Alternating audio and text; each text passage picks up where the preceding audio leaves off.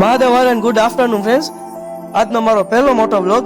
તો થંબનેલના ટાઇટલ જોઈને તમને ખબર તો પડી જ ગઈ છે કે આપણે કઈ જગ્યાએ આવ્યા છીએ. હા, આપણે આવ્યા છીએ આજે ગૌશાળાની મુલાકાતે. આ ગૌશાળા ભાણવાર નગર નાકા પાસે મેર સમાજની બાજુમાં આવેલ છે, જેનું નામ છે ગોકુલ ગૌશાળા. તો થઈ ગયા આપણે એન્ટર થતાં જ આપણે ઘણી બધી ગાયો જોવા મળી, અને આઈનો તમે ખાલી વ્યૂ જોઈ લો, ભાઈ સાહેબ એક નંબર છે.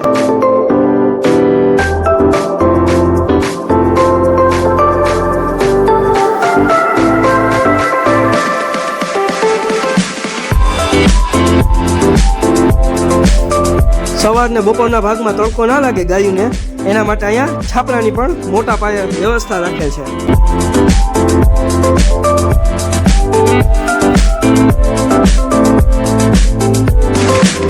અને એક ગોવર કામ કરે છે જેનું નામ છે સાજણ બાપા. એ ભાણવારના જ રહેવાસી છે. એ રોજ આવીને અહીંયા ગૌશાળાએ ગૌ માતાની સેવા કરે છે, અને આ એ અત્યારે ઉકેળો ભરીને સાઈડમાં બીજો ઉકેળો છે ત્યાં રાખે છે. આપણે પછી સાજણ બાપાની કરાવી મદદ, અને એ બધો આપણે જે ઉકેળો ભેગો કર્યો એ અહીંયા રાખવામાં આવે છે. અને નાની નાની બદુડી પણ છે, અને આ બદુડી આપણે જોઈને ભાગતી હતી. અને ગાય ને બદુડી સિવાય બળદ પણ રાખેલ છે. પછી સાજણ બાપાની આપણા ભેગો જે ભાઈ આવ્યો તો એને કરી મદદ. તમને એમ થતું હશે આ રૂમમાં શું છે, તો હાલો તમને બતાવું.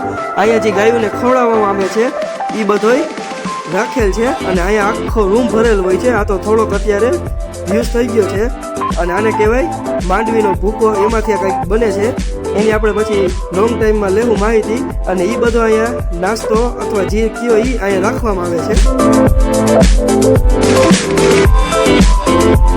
અને અહીંયા આટલી બધી ગધી ગાયું જે રાહ જોવે છે કે ક્યારે દરવાજો ખોલે અને એ બધું અહીંયા ખાવામાં આવે એને.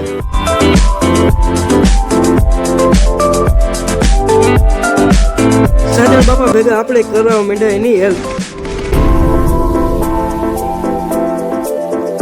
પછી થોડીક વાર પછી સાજણ બાપાએ ખોલ્યો ગેટ, અને જે ગાયો આવી છે એનો તમે વ્યૂ જોઈ લો.